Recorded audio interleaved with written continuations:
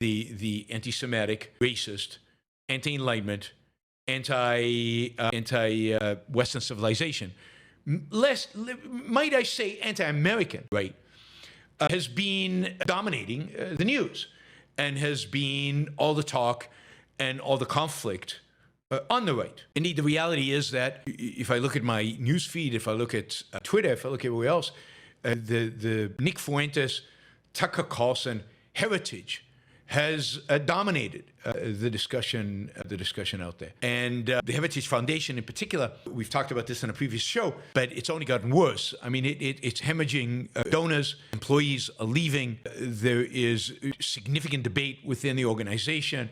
There is unhappiness with leadership. And every time they kind of backtrack and kind of explain themselves, and the reason for all this is the fact that basically the leadership of Heritage has come out basically in overwhelming support and kind of support forever. We are friends forever with Tucker Carlson, no matter what he does, no matter who he platforms, no matter who he supports, no matter how, again, anti-Semitic, anti-American, anti-Western civilization he becomes. Heritage will stick with him. And of course, this has been the last 2 weeks. Peak, I mean, hopefully it's peak. Hopefully it doesn't go from here.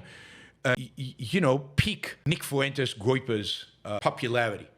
New York Times ran a story during the week that, according to the sources they have in the White House, and among Groyper's, I guess, and I don't know if you want to just say this is the New York Times being hysterical or not. It's hard to tell when the New York Times has a smidgen of truth and when it's just completely crazy. But they are arguing that about 40% of staffers, young staffers in the White House, in this administration, are fans of Nick Fuentes. Nick Fuentes then went up on his show and said, oh, no, they are way underestimating. It's much more than that. And of course, we saw about 2 weeks before the Nick Fuentes thing, before Nick Fuentes was interviewed by Tucker, we saw the leaked chats by young Republicans. They were Nick Fuentes-like.